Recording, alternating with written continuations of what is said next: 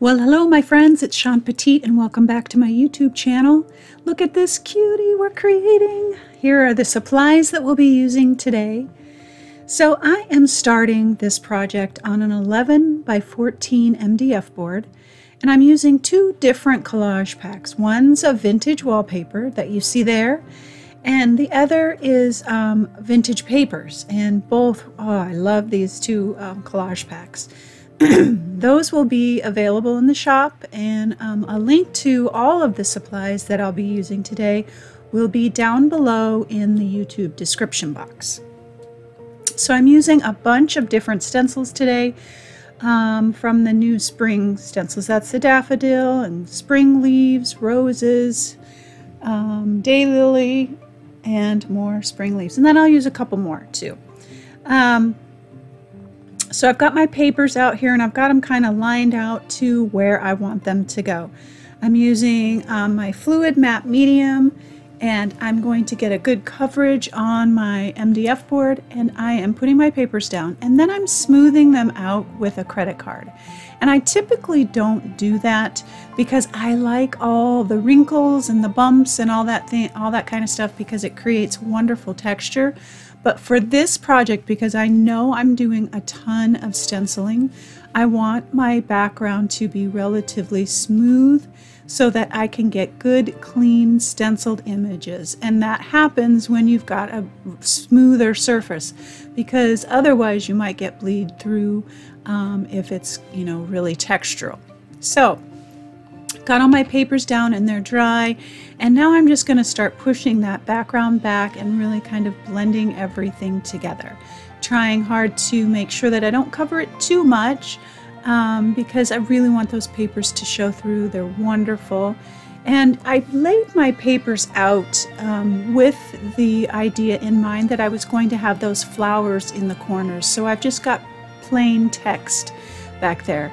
And even though I'm doing a lot of stenciling, that text still shows through in some of the bits and in the spaces and behind some of the paint and that kind of thing. So it adds that interest and it tells the story. So I'm using some gesso on my brayer, on my fingers, in my stencil, all gesso. And what I'm really trying to do is cover some of those straight spaces of the papers to soften those edges so that it doesn't look like a bunch of squares. And I do that with my finger, with the stencils, with the brayer. Really just trying to soften those edges so it doesn't look like I have just a bunch of squares. So I'm going over kind of the intersections of all the different papers. So I am now going to lay down a wash of raw umber, and what happened here is that I get super excited about what I'm doing and I forget to dry everything really well, my underneath layers, which is what happened here. So as I start doing this, the gesso that I just painstakingly put down, all that stenciled image, a lot of it came up. However, those are those wonderful mistakes that I absolutely love. So it just looks like peeled paint. And I knew at this point, if I wanted to add some more stenciling or a little bit more gesso back behind there, I could always come back and do that. But I was really honestly loving how it was looking and how that the gesso underneath was really kind of coming up, and it was wonderful. I've got my brush here and I'm just splattering some the wash on there so that it gives me kind of a water stained or tea stained effect. So now we're going to start the stenciling, and this is, we're using our stencil as our guide and getting our design down. And I do exactly the same thing in one corner and then I do it in the other corner. So you don't need to see me stencil out every single thing. I'm doing it exactly the same on each side. And so I'm using colors that I wouldn't typically use for this piece, as far as like this. I've got some deep turquoise, and I'll use some hooker's green and bright, bold colors that wouldn't be something that I would use, say, for leaves.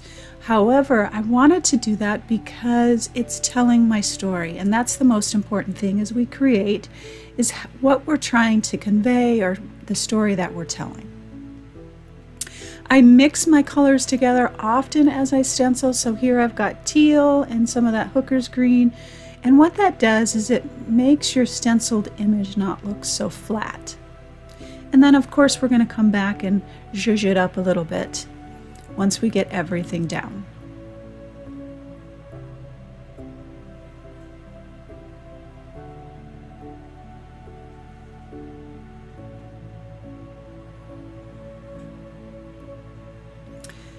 So now I'm coming back with the roses stencil, and I'm using again some bright colors. This is quinacridone magenta, and this rose stencil is probably one of the best stencils that I have to be able to visually see how to build a rose when you want to paint it. And so it's a great one to come back over and really add to give it a real painterly feel. This is the Daylily, and I'm mixing my colors again. So I've taken some caramel by Lucas Paints and added some gesso to it to give it that really yummy, warm, creamy color. And I'm choosing colors that are going to contrast with each other.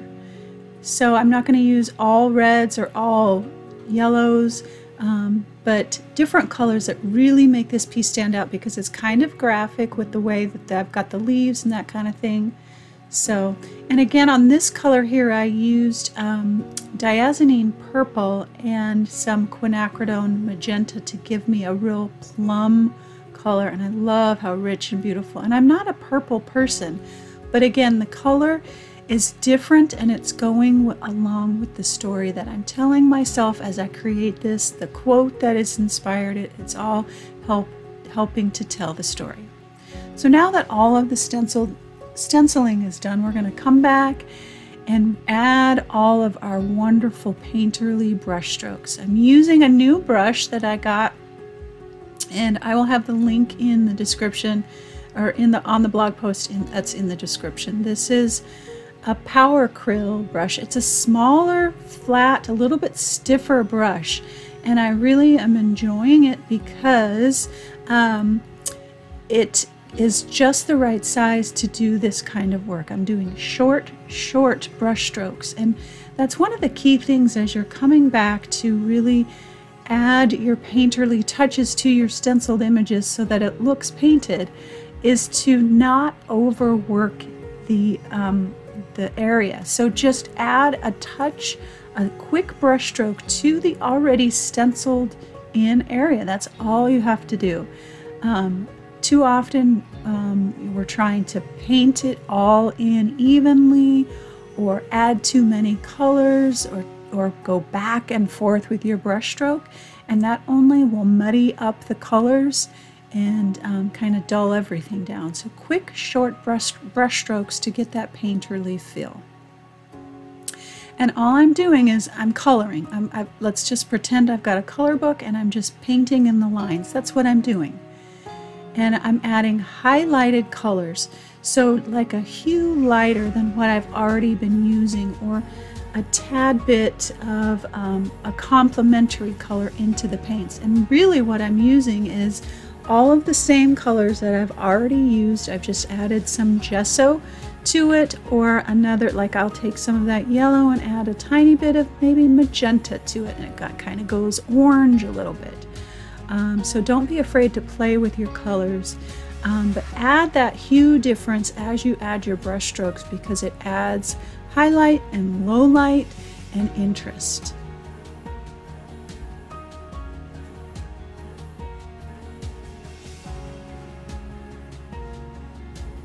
So I'm just going to continue to do this back and forth, highlights and lowlights with my brush, quick brush strokes on both sides.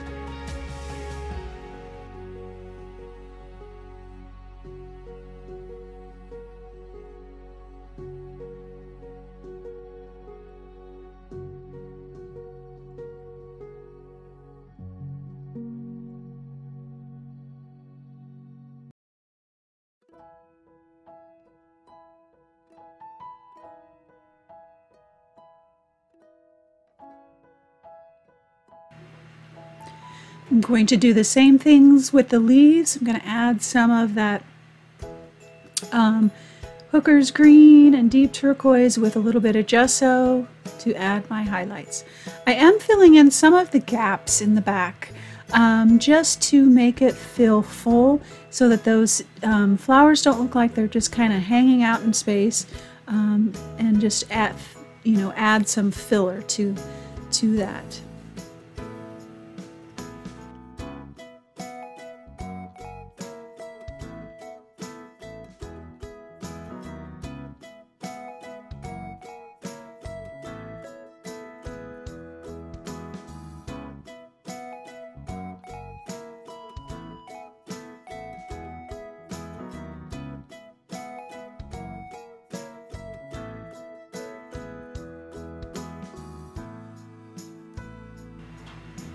So now that I've got all of my flowers highlighted and all the good stuff in there, I have printed out some words on rice paper. And rice paper is a great option if you don't want to print on tissue paper. It's a little bit sturdier, and it really has a little bit more strength. It's not as delicate. And then I'm going to actually take a bunch of different letter stamps and stamp out on the rice paper as well. The only thing about the rice paper is it's not quite as transparent when you put it down than the tissue paper. It's pretty close though, so this is a nice option. It's a little bit more expensive, of course, than tissue paper, but it is a little bit more sturdy. So I've got everything ready to go, everything stamped out, and I'm just putting all of my words down with my fluid matte medium, getting a good coat on there. The most important thing when you're doing this is don't be stingy on your fluid matte medium. Got to have a good coat for it to go transparent.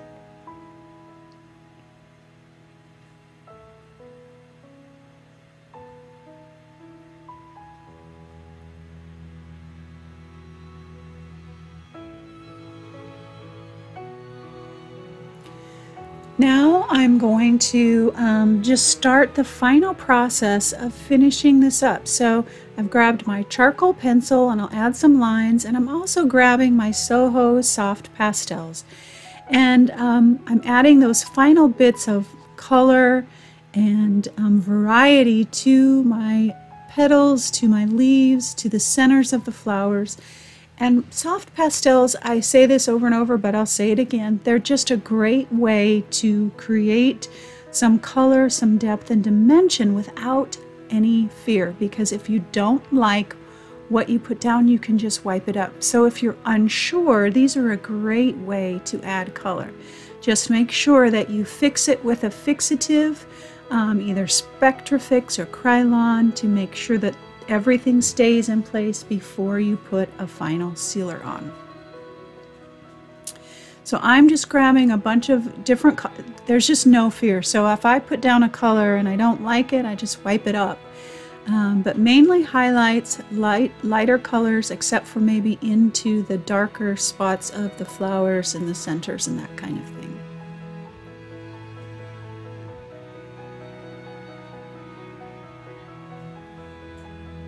So I will continue to kind of fuss with my flowers on my leaves, adding my soft pastel, and then I will add some shading around the words. I'll also use a white gel pen around the words and add some embellishments just to kind of bring focus to those words.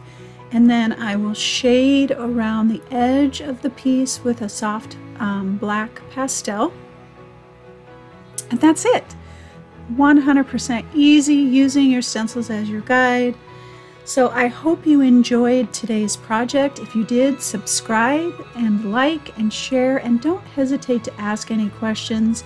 Oftentimes I have been taking your questions and doing videos from them, because I know that if somebody asks a question, it's probably somebody else has the same question. So I really do appreciate your questions, and I do my best to try and get back and answer them as best as possible. All right, my friends, have a great week, and I will see you next Sunday.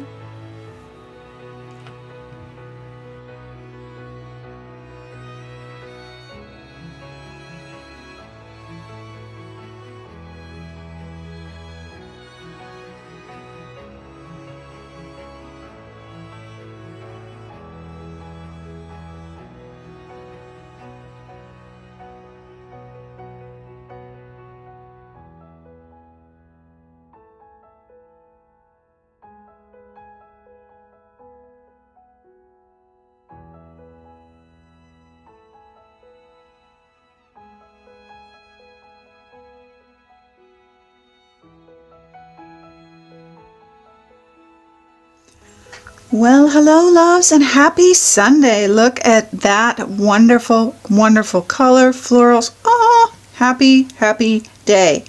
2 collage packs that I used in this piece. And those will be, everything of course, like I said in the, throughout the video, will be listed down below in the YouTube description box, and then those will be on sale as well as the stencils that I used today. I love this piece. I love this piece for so many reasons, and I chose this purple. I'm not a purple person, but I wanted it to be unique and different. And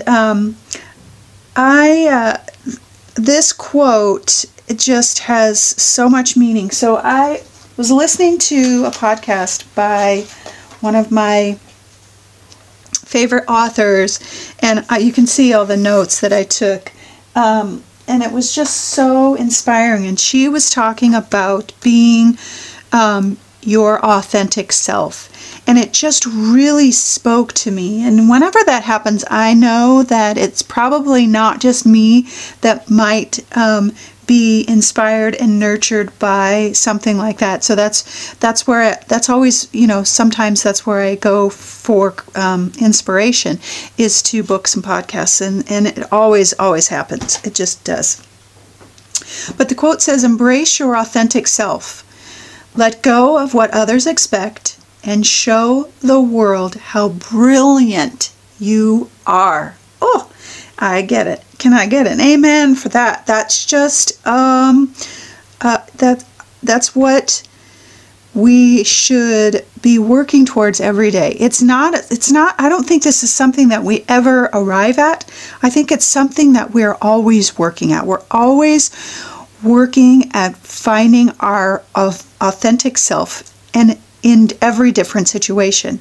And we might feel comfortable in one situation, but when we get into a different situation and we're asked to do something that maybe we're not comfortable with, or we're asked to step out of our comfort zone, we have to really kind of take a second and say, okay, does this serve me? Does it serve other people? Is this how my authentic self can shine? Is this congruent with who I am and what I believe? All those kinds of things. It's a real honest to goodness work of the heart and the soul, at least for me anyway, to show up here or in a relationship or at work or wherever you might be. It's real honest work to show up authentically, and be okay with that. Rachel Hollis, the podcast that I listened to, she said, and I thought this was wonderful. She said, "It's not your responsibility of what other people think of you. It's you don't own that. You don't take it on. You should never take it on. That's not about you. Your responsibility is to be you, to be authentic." And we can be authentic and real and kind and vulnerable, and all of those things in whatever situation we're at. It just takes practice. And in some places I'm really good at it. In other places I'm not. I struggle. And I have to take a second to think about, okay, am I being honest with myself here? Am I just trying to fit in? Am I trying to be something I'm not? Is this about pride? All of those things come into play when we're working to be our authentic self. And to me, that just means being comfortable in your own skin and not worrying about what other people think. And that's the hard part, because I can definitely be my authentic self, and people are like, she's a weird one. And I know that. And sometimes I walk away from a situation thinking, I am so awkward. What is wrong with me? And did I just embarrass myself? And all those kinds of things. And I have to kind of go back to just me. And the thing that happens when we're real, when we're okay with ourselves and who we are and the skin that we wear, is people draw close to you, the people who are willing to accept you. And it gives other people the permission to be themselves as well. And so I think for me, being real and being authentic has taught me, one, to accept me for that, but it's also given me the ability to give somebody else the opportunity to be real. And even if we don't agree or believe the same things, they're being their selves and I'm being myself, and we can be kind and loving and courageous together. And I think sometimes that's really missing, that there's that missing part of, yes, we're all different and we can all be our weird and quirky, authentic selves. And what that does is it allows for grace. It allows for grace in all of our relationships, in all of the back and forth between people. It allows for grace because people are accepting me. If they're willing to accept me for me, I can be willing to accept them for them. And we can be ourselves and still be kind and still make a point and still, tell our truth and still do it in love with grace. And so today, embrace your authentic self. Let the stuff go. Let the other stuff go. Let what people think of you go. It is one of the hardest things, I think, for me in all that I do in an endeavor to try and grow and learn and be a better human being on this planet, is to let go of what other people think. Most days I'm pretty good, but if I feel weak at all, that particular part of me can really break wide open. But once you embrace yourself, your true self, and you let go, then you can really show the world how brilliant, how wonderful, how talented, how creative, how all of those wonderful things that you are embracing, how wonderful they are. And my gosh, we need all of the things, all of your gifts, all of my gifts. Everybody's got their thing. And if we can be okay with ourselves and then we learn to be okay with other people, oh my goodness, the magic that can happen, the creative genius that could happen. It's amazing when I think about it. So loves, today, I hope that you have a wonderful Sunday, restful and peaceful, and that you really practice. It's practice, my love. It's practice to embrace your authentic self and let go of what anybody expects of you. Because this is your story and this is your journey. And then once we do that, guess what? We can show the world how brilliant you are. And this isn't a pride thing. This is just being fantastic. And it's okay to do that. And I want so much that for you. And so that we can spread that wonderful acceptance and all that goodness. It could change the world. It starts with us, though. All right, loves. Have a wonderful Sunday. And always, always know that you are loved.